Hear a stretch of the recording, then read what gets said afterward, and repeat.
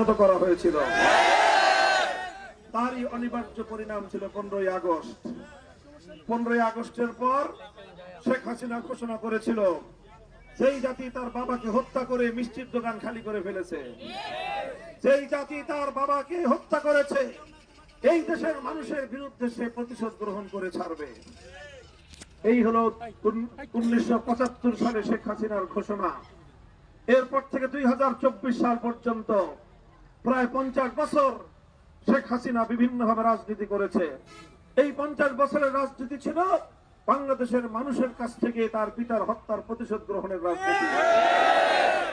এই রাজনীতির মাধ্যমে বাংলাদেশকে সে বিভাজন করেছে, বাংলাদেশে ধর্মীয় সংঘাত তৈরি করেছে, ধর্মীয় সম্প্রীতি নষ্ট করেছে, সংখ্যালঘু হিন্দুদের এবং বিভিন্ন সংখ্যালঘু ধর্মাবলম্বীদের তাদের উপাসনালয়, ব্যবসা বাণিজ্য প্রতিষ্ঠান, এগুলোকে রাতের অন্ধকারে তার দলীয় পান্ডাদের মাধ্যমে দখল করে হামলা চালিয়ে অগ্নিসংযোগ করে বাংলাদেশের ধর্মপ্রাণ মুসলমানদেরকে বিশ্ব দরবারে সাম্প্রদায়িক শক্তি হিসেবে আখ্যায়িত করবার চেষ্টা করেছিল। এইভাবেই বাংলাদেশকে দুই ভাগে বিভক্ত করে বিভাজন করে সে মনে করেছিল এদেশের মানুষের মাথার উপর আজীবন সে কাঁঠাল ভেঙে খাবে। এইভাবেই সে একের পর এক অপকর্ম চালিয়ে গিয়েছে। তার দোসরেরা এদেশের মানুষের প্রতিটি অধিকারকে কেড়ে নিয়েছে, মানুষের কণ্ঠরুদ্ধ করে রাখার চেষ্টা করেছে। বিগত 16 বছরের ফ্যাসিবাদের এই সময় আপনারা দেখেছেন 2009 সালে 57 জন দেশপ্রেমিক সেনা কর্মকর্তাকে হত্যা করেছে। 2013 সালে শাপলা চত্বরে নির্বিচারে পাখির মতো গুলি করে রাতে অন্ধকারে নবী প্রেমিক তৌহিদি জনতাকে হত্যা করেছে।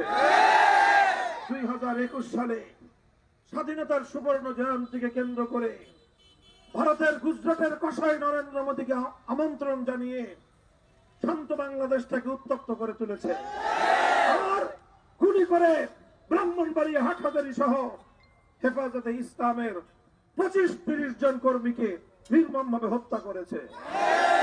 আর এরপর ইতিহাসের সকল রেকর্ড ভঙ্গ করে 2024 সালে হাজারের চেয়েও বেশি নিরপরাধ স্কুল, কলেজ, মাদ্রাসা, ইউনিভার্সিটির ছাত্র সহ 3 বছরের শিশু থেকে নিয়ে শুরু করে নারী, শিশু, বৃদ্ধ কেউ শেখ হাসিনা আর তার হাতুড়ি লীগ, হেলমেট লীগের গুলির আঘাত থেকে বাঁচতে পারে না।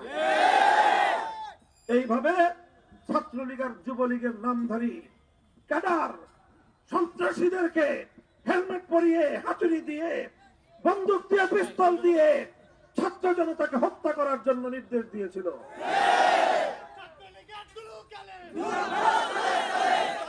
এইভাবে গোটা বাংলাদেশটাকে গোটা 2024 সালের জুলাই আগস্টের 5 তারিখ পর্যন্ত শত শত মায়ের বুক খালি করে দেশটাকে একটা মৃত্যুপুরীতে পরিণত করেছিল।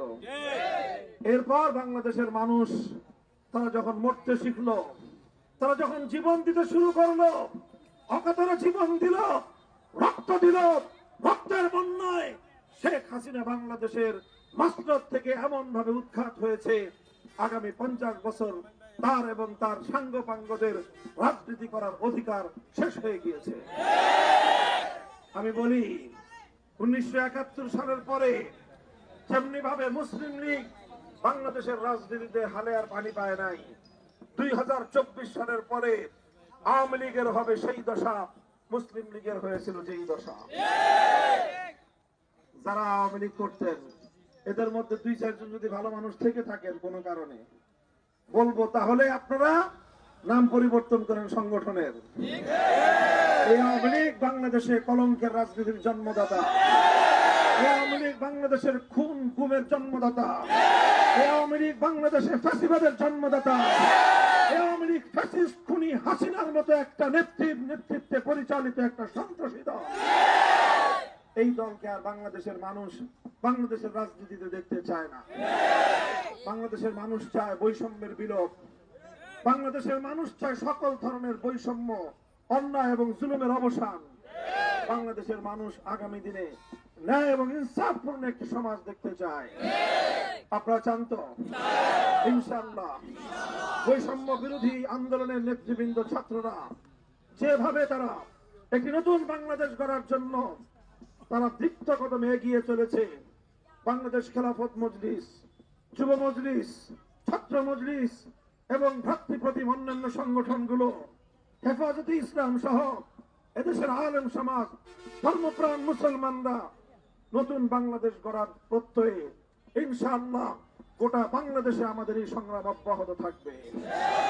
আগামী দিন বৈষম্য বিরোধী ছাত্র আন্দোলনের পক্ষ থেকে যে শহীদি মার্চের কর্মসূচি ঘোষণা করা হয়েছে, আমরা তার সঙ্গে সংহতি প্রকাশ করছি। এই শাহাদাতের রক্তকে বৃথা যেতে দেওয়া যাবে না। এই সকল বীর শহীদদের স্মরণকে কেন্দ্র করে, এই স্মরণকে স্মরণীয় রেখে আগামী দিনে একটি সুন্দর বাংলাদেশ গড়তে হবে, বৈষম্য মুক্ত একটি সমাজ গড়তে হবে।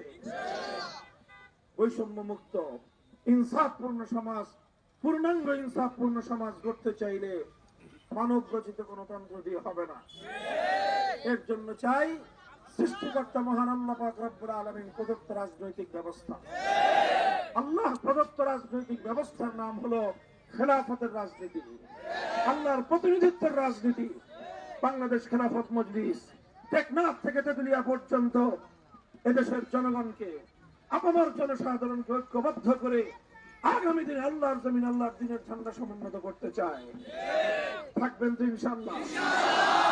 আগামী দিনের রাজপথের সংগ্রামে আপনাদের সকলকে সাধুবাদ জানিয়ে, স্বাগত জানিয়ে আমার বক্তব্য শেষ করছি।